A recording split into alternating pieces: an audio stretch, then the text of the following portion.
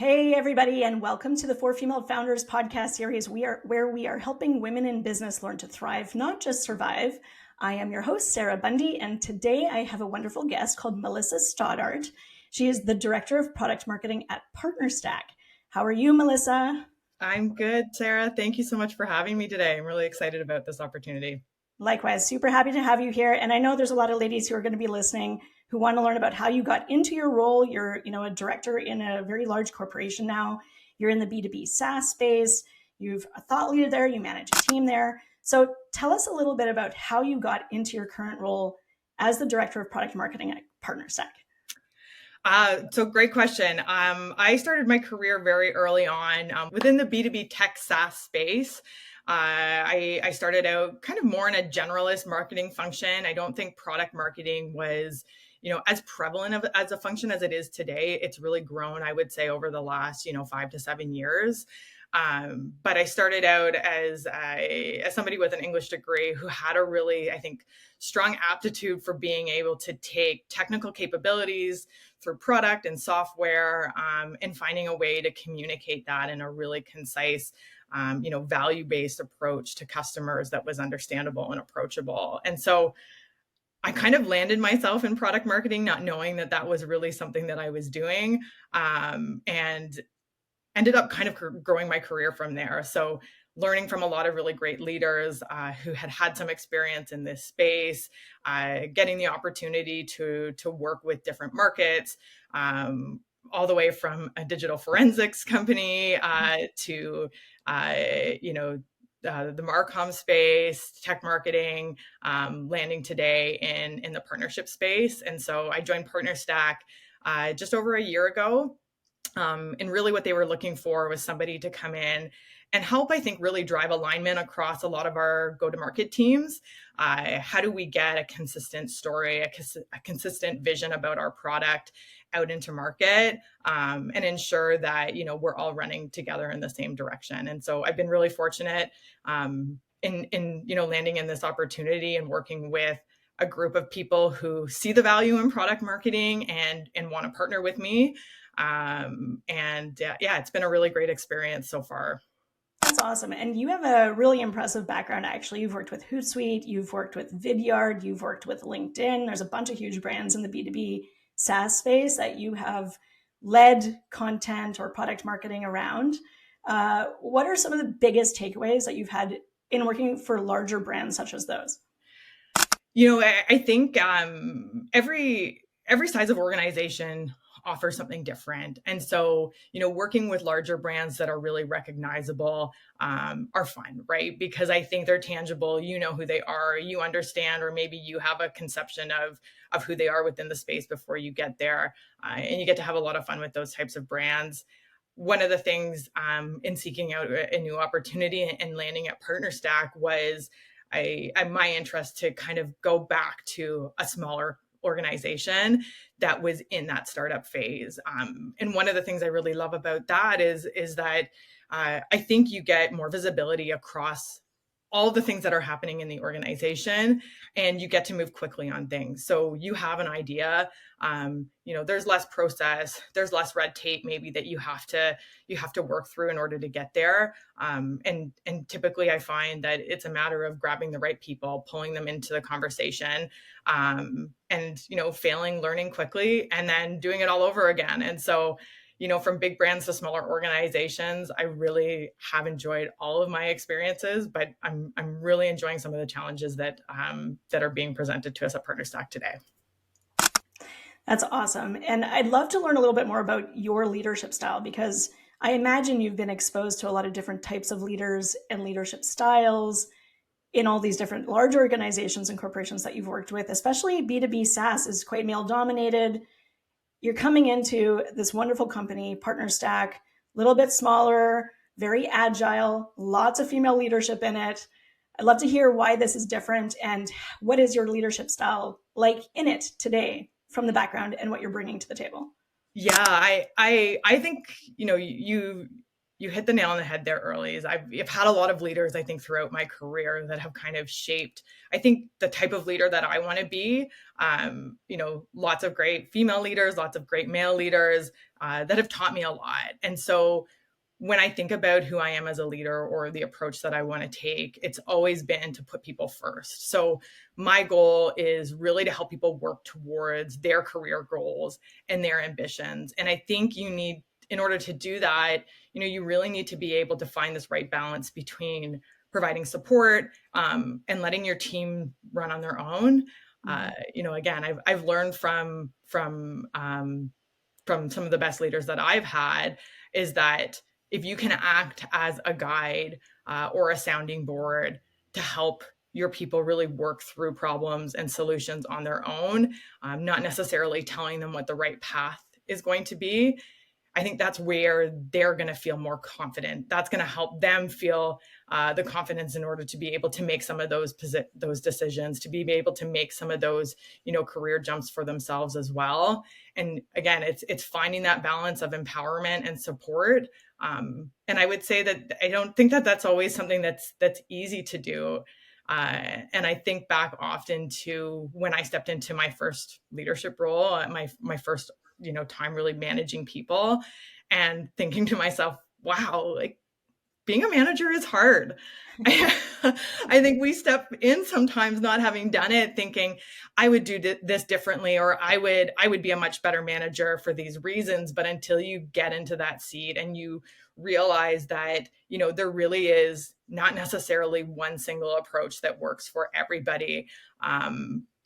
You do have to be adaptable, but if you keep that mindset of being a people first leader and trying to learn what they need, trying to learn how you can help and support them, trying to learn, where they have the greatest opportunity for growth potential, I think is where you're going to succeed in being a leader.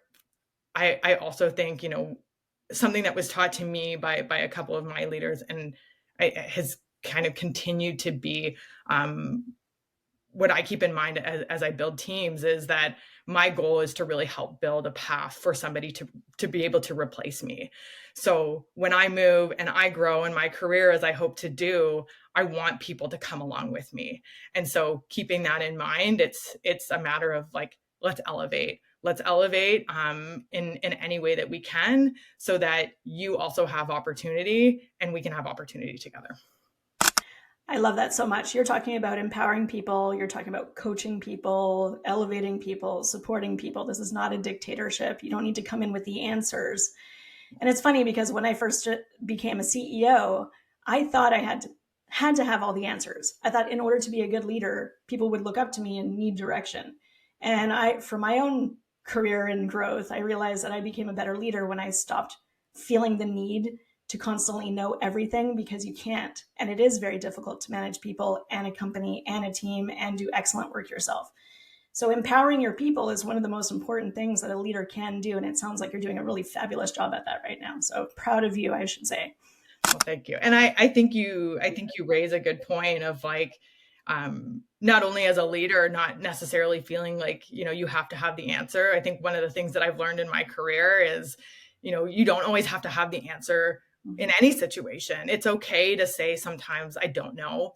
I don't have the answer now, but I can go and look for it. I think sometimes, women feel like having that gap means that they're not doing a good job in their role, or they should have the answer and they don't. It's okay to pause and step back and confidently share where, you don't have visibility, but you can find it. Absolutely. And a lot of this could be collaborative too, saying, you know what, I don't know the answer to that question right now, but let me look into it, or let's look into it together, or let's figure that one out together. That's a great question. Absolutely. Thank you for bringing that forward. So great point. Let's talk a little bit about the challenges, because it is hard leading a team, right? What are some of the things that are flying at you? Like what are you being exposed to where, you have your job to do and maybe you get a little bit of a surprise fire in the corner over there? How do you manage things like that? I think a manager's job is always going to be putting out fires, and maybe not putting them out, but helping your team put them out. Things are always going to pop up. I don't think anybody expects to live in a world where life carries on perfectly. Plans that you have are executed without fault. New challenges or new opportunities don't pop up that you weren't expecting. And so, for me, it's always about prioritization.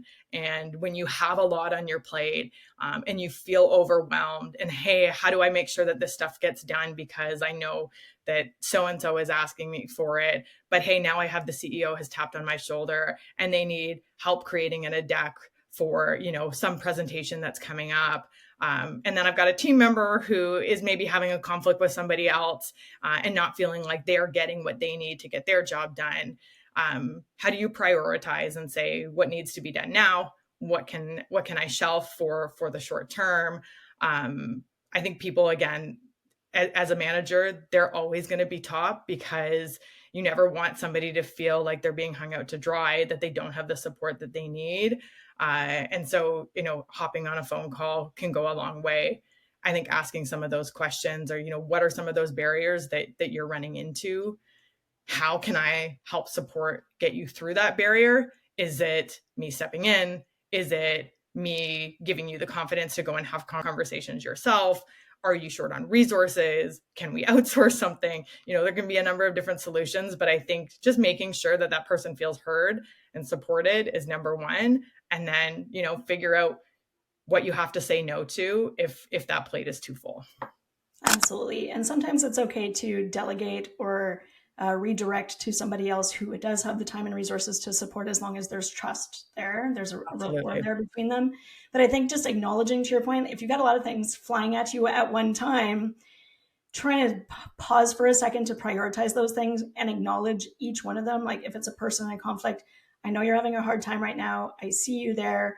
I want to help you. This is important. I need to take care of a few things first, and I'll be with you very shortly once these things are taken care of.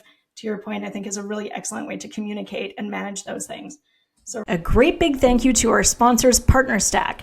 PartnerStack's ecosystem connects you to the world's largest B2B network for you to earn, connect, and grow. Right on.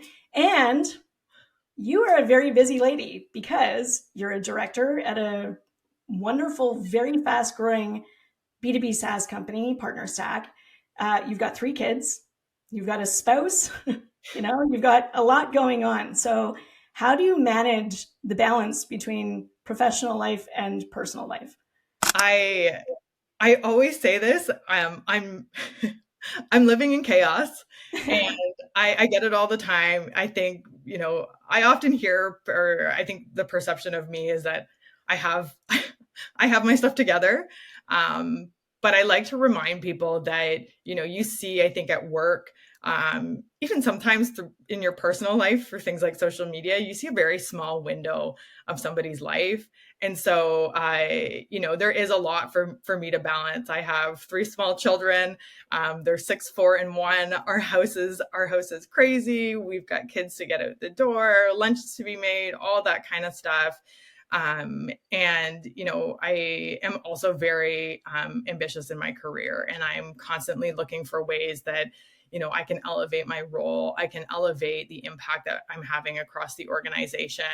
And so you can't do it all at once, all of the time. I can't be 100% present with my kids and be 100% present at work. So trying to find where those guardrails are to make time for both. So in a lot of cases, non-negotiable for me is from about 5 o'clock until 8 o'clock at night. That's my window with my family. And I will always be there for bedtime. I will always be there for dinner. And being a parent is a really important piece of who I am.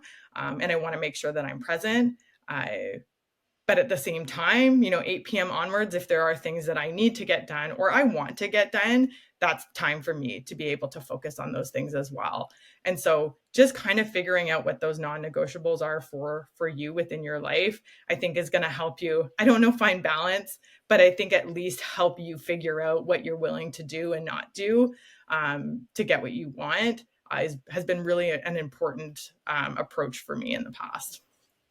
I think also finding a company that honors that, or owning a company or leading a company that honors that is so, so important. And especially when you're trying to lean into diversity and you're trying to find the best leaders, it's really important that organizations give the respect and the honor and the space to all of their employees and all of their best people so that they actually can perform when they get to work, so that they're not burning out, they're not overwhelmed. And that balance, I think, is really important. And a lot of that has to come from the respect of the organization as well. So it sounds like you've got a great one that you're with. Um, let's talk a little bit about networking. I'd like to know, how important is networking for someone who's a director in an organization such as PartnerStack? Or to phrase it a different way, how important is networking to help someone get to a leadership position in an organization such as PartnerStack? I think that that's a really great question. So I remember early on in my career, I think there was a lot of pressure around networking. You have to get out there, you have to network, you have to meet more people if you want to really be able to unlock opportunity. I think about that a lot now. And, what does that really mean? And how valuable is it? And I think for somebody who is looking to build their career, looking to kind of be on that path toward leadership, I would really focus more on opportunities to learn and make connection. So instead of just, connecting with somebody on LinkedIn because they seem like they are in a relevant space and they might be a good connection point through to an opportunity, how can I spend time with somebody who sounds like they're really interesting or knowledgeable on something, learn from them? How can I find the right role in an organization that's going to expose me to more learning opportunity to figure out if this is something that I like to do, or, is it something that I can grow and build an entire career into? I think throughout my time, I felt like early on I didn't have a huge network. I knew people, but I think I felt this pressure that I was supposed to know all of these people and all of these cool companies that were going to help me get my foot in the door. But what I've learned is that, you really do start to build your network organically with the people that you work with. Everybody, moves on to different places.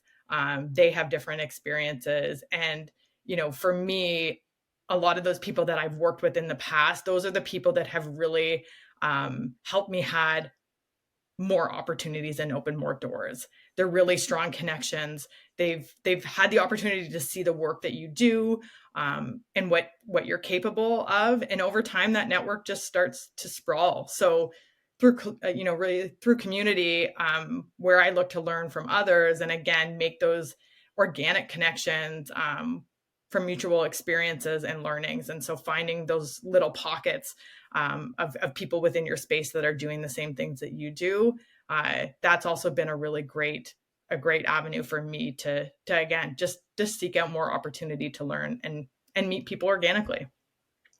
You're talking about building genuine connections with people where you have things in common, or you can learn from each other, or you can support each other along your career paths. Versus the how big is your LinkedIn network, but you don't know anybody type of thing, right? And I think it's really interesting because we talk about your leadership style, and it is always people first. And we talk about how you get to your role, and it's through genuine connections and interest and treating people right. It seems to be a full circle thing that's helped you in your career to treat people and build rapport with people and build lasting relationships with people. Would you say that is what has helped you the most? Yeah, I mean, I one of the things I always keep in mind is like, companies. I think finding companies that you are interested in are important. I think especially in product marketing, believing in a product, seeing opportunity for a product is an important piece. But often what I find matters even more than that when it comes to career development is finding the right people to work with. And the right people can really make or break your experience at a company, and whether or not you feel like you grow and you learn. And so I I really truly do believe in putting people first, whether it's in how I engage with, leadership above me and how they engage with me. But likewise, how I engage with my colleagues, how I engage with folks on my team. constantly wanting to make sure that, people feel valued, because I know when I feel valued, that's really when I thrive. And I think, you're going to get the best work out of me. And so I want to be the same for other people as well.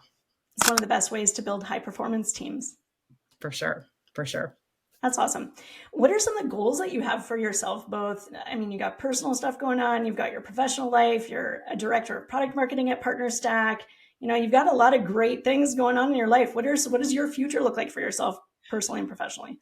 I always say that it's fluid. I think that, I talked a little bit early on in my career. I didn't really even know that product marketing was a function. I didn't understand what it was, and it kind of exploded as an opportunity, I would say, especially within the B2B SaaS space. And so you never really know where your career is going to take you. And I don't like to draw hard lines around this is what I want to do next. My goal right now is always to continue to learn and feel challenged. And so I have some personal goals about where I would like to go, but they might change. I think on a personal note, one of the things that I always like to keep in mind is I have a daughter. She's 6 years old. And, how do you be inspiring to somebody who hasn't entered the workforce yet and is, steps away from doing that? We have one of those, I'm sure everybody has seen on social media, your kids start back to school. They hold the little signs that say, here's what I want to be when I grow up. And my daughter wants to be a product marketer. I have no idea if she knows what that means, but she sees mom working. She sees what I do, and I want to continue to be somebody who she perceives as a confident leader who's capable. And so for me, being that beyond being a mom, oh my goodness. You're getting me going too. I've cried many times thinking about my kids on calls in front of team. Like, I totally get it. I think there are lots of people listening to this totally get it. Hey, they get to you. So, I mean, I'm constantly trying to think about how am I presenting myself to my daughter as a working woman, as a female leader, because, I want to lead by example, not just on my teams, but for my daughter, so that she builds confidence in herself. And the only thing that she knows is that women can be confident leaders, and they are. And so that's, as a parent, that's one of the biggest goals I think that I have is so that when she is ready to take on the world, whatever challenges she chooses, whether it is as a product marketer or something else, that she's confident that she can do that, and that opportunities will be available for her no matter what. I think that your daughter writing that she wants to be a product marketer is an incredible testament to the mom that you are, and what an amazing job you're clearly doing. So I'm happy to hear that. And I'm right there with you. Same. Like, I've got a daughter as well. And, she wants to be a leader. She wants to join the military. Like, sure, do whatever you want to do, you go for it. But knowing that she can, and knowing that she is just as capable and powerful and able as everybody else feels like a great accomplishment as a parent. And I totally get what you're saying. And I think a lot of people listening and watching will totally resonate with this as well. So right on, man. It kind of leads me to the question of what you want as your legacy. And maybe it's not personal, but what do you want your professional legacy to be? You're director level now, you got your team. What do you want for people to remember you for, or at least to leave behind? I really want to support others in the way that I've been supported. I know we've talked about this a lot today, and I think it just comes down to the core of, the way that I think about how I approach my job, how I approach the teams that I work with or the teams that I build, whether you're somebody who has been on my team directly, or whether, you're somebody who is in the peripherals and we just partner and work together. I've been really fortunate in my career to have a lot of really great leaders that, have a lasting impact on the way I approach things, or have been a huge advocate for me to get to where I want to be today and where I want to be in the future.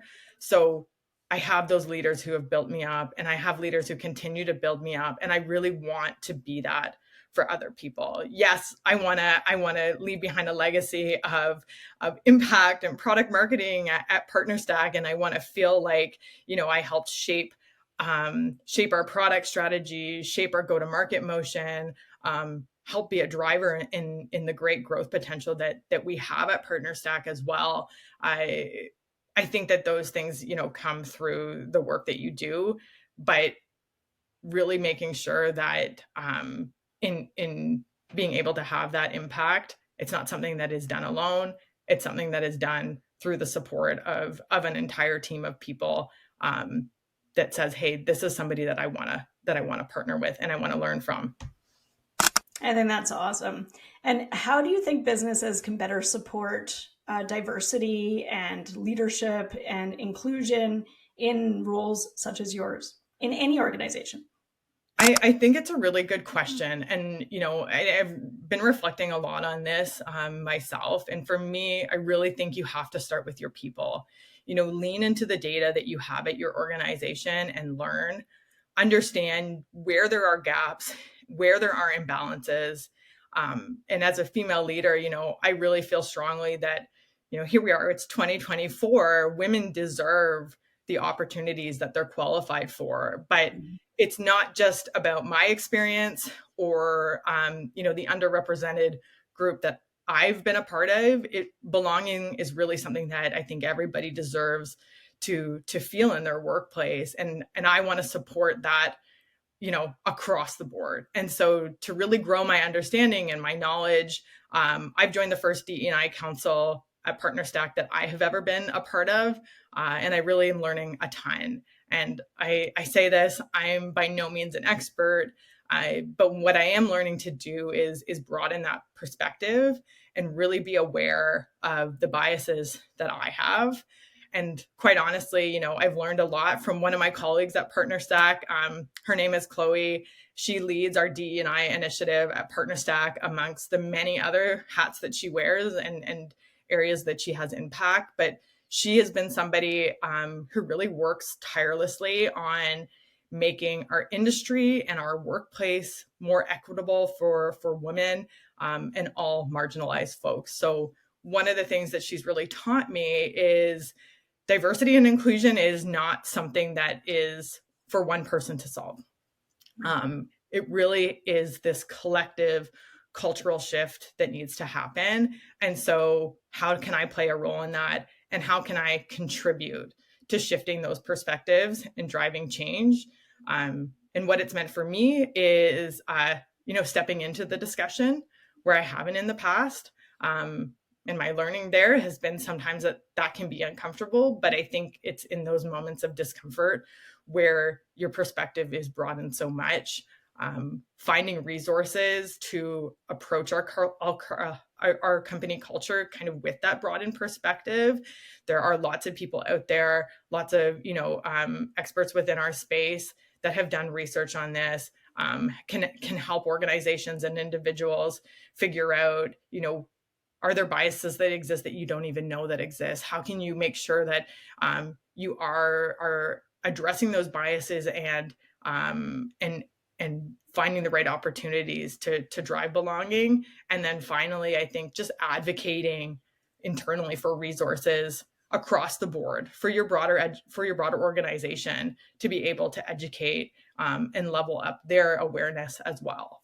So lots to be done there. And again, I'm kind of just like tip of the iceberg, but it's been incredible for me to hear, different perspectives, learn from folks like Chloe, who really have spent the time really getting to understand this space, and try and be somebody who, is not just frustrated potentially by the low percentage of women who work in tech, but being somebody who can drive impact and say, how do I bring more women into this space and bring them into leadership roles and make them feel welcome and supported? I find it interesting that when we talk about diversity and inclusion or DEI efforts, some companies think of that as a HR checkbox. And some companies think of that as a title to or a title for how do we become a better, smarter, more innovative, and more competitive company? And PartnerStack is one of those companies that thinks of it as diversity and inclusion is important and key and essential and needs to exist because it's what makes us better. I would agree with you 100%. 100%. All right, last question, because we are actually sadly out of time. I've enjoyed this conversation so much, Melissa. Thank you. What advice would you give to the next generation of female leaders who are just starting out their careers today? I think this is a tough question, and I love this question. I really hope, and I really do hope that my advice becomes less relevant. I hope that advice for female leaders really just becomes advice for any up and coming leader. I want to see, this gap of women in female leadership roles get smaller. I want to see more women represented on leadership teams. And I want the people coming into the workforce, people like my daughter, to just not know anything different, and to instead be able to focus on building your skill set. I think building confidence in any leadership position anyways, but just figuring out like, how do I showcase my impact? How do I drive change across my organization? And how do I, be a thoughtful asset to my company? And I think those are the things that should drive you into leadership positions, not necessarily feeling like you're a woman and you have to come in off your back foot. So your advice is focus on sharpening your skill set, focus on learning and growing, focus on adding value. The rest will come. You wrapped it up nicely. Good stuff. Well, loved having you, Melissa. Thanks for being here with us on the For Female Founders podcast, and looking forward to seeing where your future takes you. Awesome. Thank you so much, Sarah. I really enjoyed it. Thank you. Thanks for listening to the For Female Founders podcast series. If you enjoyed this episode, please go ahead and hit subscribe, like, or comment below so we can continue to support women in business by helping them thrive, not just survive. We'll see you on the next show.